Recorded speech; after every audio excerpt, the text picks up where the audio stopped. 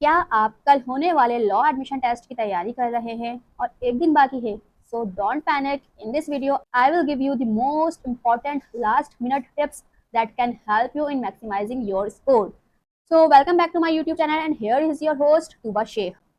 तो जल्दी से शुरू करते हैं आज की ये वीडियो जो आपके लिए बहुत ज़्यादा प्रोडक्टिव साबित होने वाली है। अब जब मैंने law admission test first attempt में क्लियर कर लिया तो आप लोग क्यों नहीं कर सकते? तो जुड़े रहिए इस वीडियो से और आखिर तक लाजमी देखिए।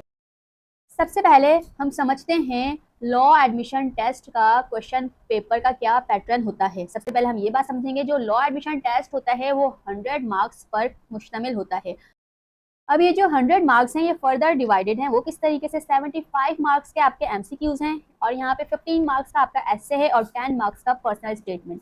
ये जो 75 मार्क्स एमसीक्यूज के लिए दिए गए हैं ये किसी एक सब्जेक्ट या किसी एक पोर्शन के लिए नहीं है, ये मुख्तलिफ सब्जेक्ट्स हैं, मुख्तलिफ पोर्शन हैं जो 75 मार्क्स के एमसीक्यूज को कवर करते हैं। तो इनमें हमारे पास क्या क्या है? English, GK, Islamic studies, Pakistani studies और बेसिक मैथ्स।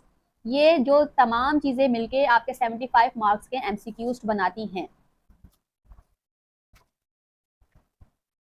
अब इन 75 मार्क्स के एमसीक्यूज के लिए लास्ट डे प्रिपरेशंस क्या होनी चाहिए? सबसे पहले तो आपको करना ये है कि आपने जो हमारा कॉन्स्टिट्यूशन है, कॉन्स्टिट्यूशन ऑफ पाकिस्तान 1973, उसके मेजर जो आर्टिकल्स हैं उनको रिवाइज करना है। अब ये मेजर आर्टिकल्स कौन कौन से हैं? फंडामेंटल जो राइट्स हैं हमारे, आपको उसको रिवाइज करना है। ये हमारे हैं आर्टिकल 8 से लेके आर्टिकल 28 तक ये फंडामेंटल राइट्स हैं। ये इन पे आपकी ग्रिप होनी चाहिए। लाजमन एक या दो सवाल इनसे आपके आते हैं, वो घुमा के देंगे या एज इट इज देंगे, लेकिन इनमें से लाजमी आएंगे। उसके अलावा आपको क्या करना है, जो लॉ एडमिशन टेस्ट के पास्ट पेपर्स हैं, जब से 2017 से आई गेस ये स्टार्ट हुआ है, तो 2017 से लेके आज तक यानी कि 2025 के लास्ट तक जो लॉ एडमिशन टेस्ट हुआ है, लास्ट मंथ तक, आपने वो तमाम लॉ एडमिशन टेस्ट के पास्ट पेपर्स क्विकली रिवाइज करना है। वो आपको किसी भी वेबसाइट से मिल जाएंगे, आपको क्रोम से मिल जाएंगे, आपको डिफरेंट सोशल मीडिया प्लेटफॉर्म्स पर डिफरेंट पेजेस होते हैं, आपको वहाँ से मिल जाएंगे। इसलिए ज़्यादा परेशान ना हो, जल्दी से जाके उनको सर्च करें और जल्दी से रिवाइज कर लें। उसके बाद हमारे पास इस्लामिक स्टडीज़ और पाकिस्तान स्टडीज़ के लिए हमने क्या करना है, इनके जो बेसिक कॉन्सेप्ट्स हैं इस्लामिक स्टडीज़ के, इस्लामिक हिस्ट्री से रिलेटेड और पाकिस्तान हिस्ट्री से रिलेटेड, वो आपको फिंगर टिप्स पे याद होनी चाहिए, उन पर आपकी ग्रिप होनी चाहिए। अब ग्रिप किस तरीके से होगी? यकीनन आप पहले से तैयारी कर रहे होंगे। अगर पहले से भी आपने तैयारी नहीं की, ये लास्ट डे आप तैयारी कर रहे हैं, तो आपने जस्ट पास्ट पेपर से गो थ्रू करना है। जो उनके इंपॉर्टेंट आपको इस्लामिक हिस्ट्री के और पाकिस्तान हिस्ट्री के जो एमसीक्यूज मिलेंगे उसमें से लाजमन रिपीट होंगे। अब बात कर लेते हैं एसे और पर्सनल स्टेटमेंट की। एसे और पर्सनल स्टेटमेंट के लिए हमारे पास लॉ एडमिशन टेस्ट में एक ये चॉइस होती है कि या तो हम इंग्लिश में लिखें या उर्दू में लिखें।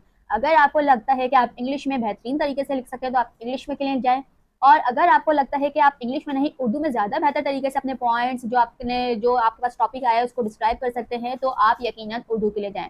अब आपको एसे और पर्सनल स्टेटमेंट के लिए क्या करना है, जो भी आप लैंग्वेज यूज़ कर रहे हैं उसमें ग्रामर मिस्टेक्स ना हो। आइदर इट इज़ इंग्लिश और इट इज़ उर्दू, उसमें आपकी ग्रामर मिस्टेक्स ना हो।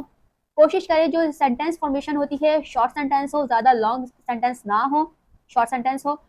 और पर्सनल स्टेटमेंट में हमारे पास अक्सर ऐसा होता है कि वो एक टॉपिक दे देते हैं किसी भी हवाले से, उस पर आपको पर्सनल स्टेटमेंट लिखना होता है। लाइक जैसे हमारे जो शहर है, शहर में ताज़ा तरीन बारिशों की सूरत हाल है, उसको किस तरीके से आप कवर करना चाहेंगे, उसको किस तरीके से हम काबू पा सकते हैं, आइंदा के हमारे लिए क्या बेहतरीन लाए अमल हो सकते हैं जिससे ये सूरत हाल पेश ना आए।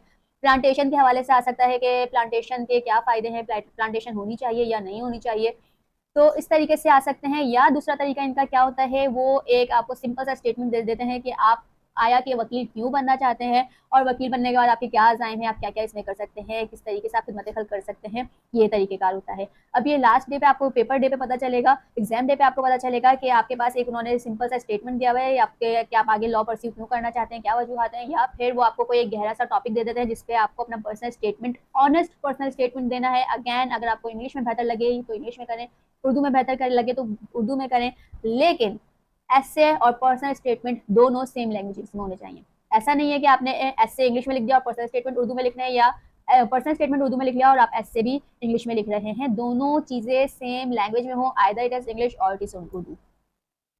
अब आपने एग्जाम डे पे क्या करना है, बहुत सारे स्टूडेंट्स बहुत पैनिक होते हैं, जो न्यू सेकंड ईयर पास हुआ होता है या उनका रिजल्ट आने वाला होता है, दे आर वेरी, मतलब वो बहुत परेशान हाल सूरत हाल में होते हैं, उनको बस ये एक ज़िंदगी या मौत का खेल लगता है। ऐसा नहीं है, अपने आप को आपने रिलैक्स रखना है, काम रखना है। अगर ये कोशिश करें पास हो जाए, अगर खुदा ना खास्ता किसी भी सूरत ये पास नहीं हो पाता, आपकी पैनिक होने की वजह से, तो आपके पास दूसरी अटेम्प्ट मौजूद होती है, आप उसमें भी कर सकते हैं। इसके लिए कोई लिमिटेड अटेम्प्ट्स नहीं है कि आप इसी अटेम्प्ट में पास करें या आपको नेक्स्ट अटेम्प्ट में पास करना है, लिमिटेड अटेम्प्ट्स नहीं है।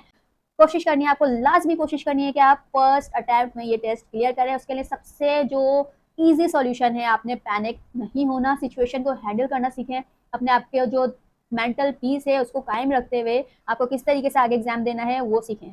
तो जो लास्ट डे आपके लिए टिप्स हैं जो आपको करनी है एग्जाम डे के लिए, वो आपको क्या है, सबसे पहले आपको पैनिक नहीं होना।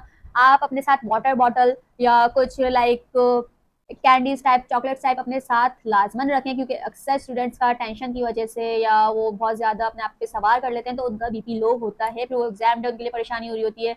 जो वहाँ का स्टाफ होता है वो भागम दौड़ कर रहा होता है, तो आपको अपने पास एक वाटर बॉटल रखनी है, एक चॉकलेट मस्ट अपने साथ रखनी है, ताकि अगर खुदा ना खास्ता किसी सूरत आपका ब्लड प्रेशर लो हो या आपको किसी भी किस्म की एंजाइटी हो, आप अपने आप को वो वाटर बॉटल से और जो दूसरी चीज़ें आप अपने साथ रखेंगे उनसे अपने आप को रिलैक्स कर सकते हैं। तो उसके बाद आपने ये करना है कि जब आपके पास एमसीक्यूज पेपर आए, आपने किसी एक सवाल पे स्टक नहीं रहना। अक्सर स्टूडेंट ऐसे करते हैं कि उनको एक सवाल समझ में नहीं आ रहा होता, वो उसी पर टाइम वेस्ट करते रहते हैं। जो सवाल आपको समझ में नहीं आ रहा उसको फिल वक्त स्किप करें, नेक्स्ट क्वेश्चन अटैम्प्ट करें।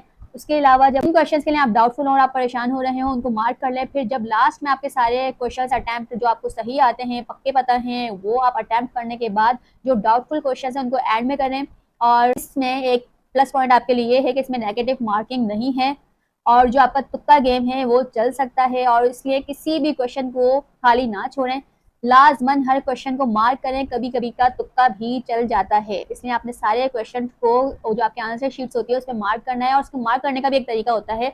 अक्सर स्टूडेंट्स किस तरीके से करते हैं, ऑब्वियसली फर्स्ट टाइम वो टेस्ट दे रहे होते हैं, उनको नहीं समझ में आ रही होती कि किस तरीके से करना है, हालांकि उस पेपर पे वाज़ेह तौर पे इंस्ट्रक्शन दी गई होती हैं। लेकिन इस वीडियो से भी मैं आपको बता दूं, जब आपकी जो आंसर शीट्स होगी उस पर जो आपके आंसर्स होंगे, ऑप्शंस होंगे, उनको आपको एक फुल राउंड सर्कल में आपने उसको फिल करना है।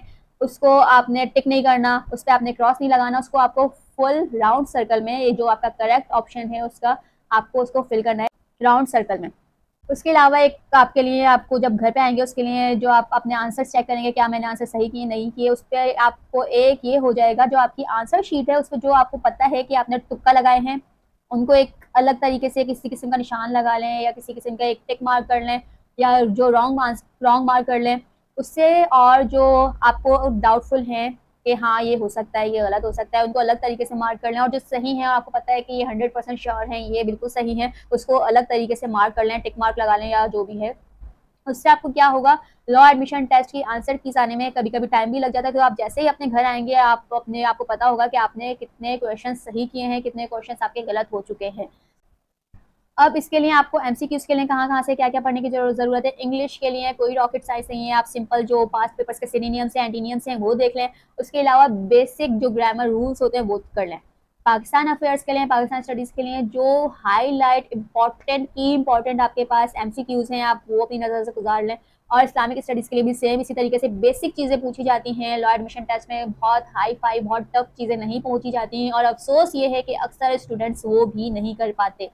तो जो इस्लामिक स्टडीज़ और पाकिस्तान स्टडीज़ के लिए आपने जो हाईलाइट जो इवेंट्स होते हैं, जैसे इस्लामिक स्टडीज़ के लिए गज़वात हो गई, चारों किताबें हैं जो हमारी, वो कौन सी किताब किस पे नाजिल हुई, की इवेंट्स, हज, रोज़ा, नमाज कब फ़र्ज हुए, आप सल्लल्लाहु अलैहि वसल्लम ने कितने हज किए, कितने उम्रा किए, और आप सल्लल्लाहु अलैहि वसल्लम की लाइफ से मुतल्लिक उसमें बहुत सारे क्वेश्चंस आ सकते हैं। अपने दिमाग को आपने यूज़ करना है, मल्टी डायमेंशनल आपने अपने दिमाग को यूज़ करना है। लास्ट डे है, किसी किस्म का आपको पैनिक नहीं होना, just use your mind in a smart way.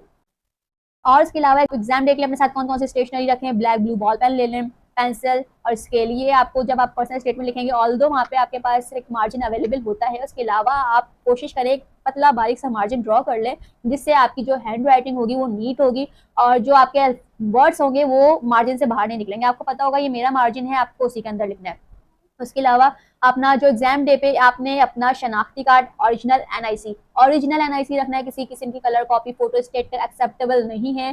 Take your original NIC, admit card plus your stationery, ठीक है। इनसे ये चीज़ें आपके एग्जाम के लिए लाजमी है। एडमिट कार्ड के बगैर, ओरिजिनल CNIC के बगैर आपको एग्जाम देने की हरगिज़ इजाज़त नहीं होगी। उस वक्त आप जल्दी परेशानी में निकलेंगे, पहले अपना पाउच तैयार करके रख लें जो आपको लास्ट मोमेंट अपने साथ लेके जाना है। सबसे लास्ट और सबसे अहम टिप, कीप योर सेल्फ काम एंड रिलैक्स। किसी किस्म का पैनिक नहीं होना, कोई टेंशन नहीं लेनी। इट्स जस्ट अ टेस्ट, और उसको टेस्ट की तरीके से आपको लेके चलना है। इंशाल्लाह आप ज़रूर कामयाब होंगे।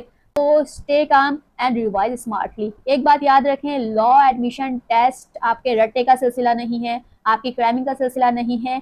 इसमें आपने स्मार्टली अपने दिमाग को यूज़ करना होता है और at the time of your exam आपको अपने माइंड को स्मार्टली यूज़ करना होता है। सबसे की पॉइंट जो मैंने अपनी लाइफ में एक्सपीरियंस किया है, your peaceful mind is the main की जो आपकी कामयाबी के लिए हेल्पफुल होता है। तो law admission test is not about cramming, it's about strategy that how you will use it. तो best of luck for tomorrow. और अगर ये वीडियो आपको आपके लिए किसी भी तरीके से कारआमद साबित हो तो इस वीडियो को लाइक करना, शेयर करना बिल्कुल भी नहीं भूलिएगा और जाते जाते चैनल को जरूर सब्सक्राइब कर दीजिए।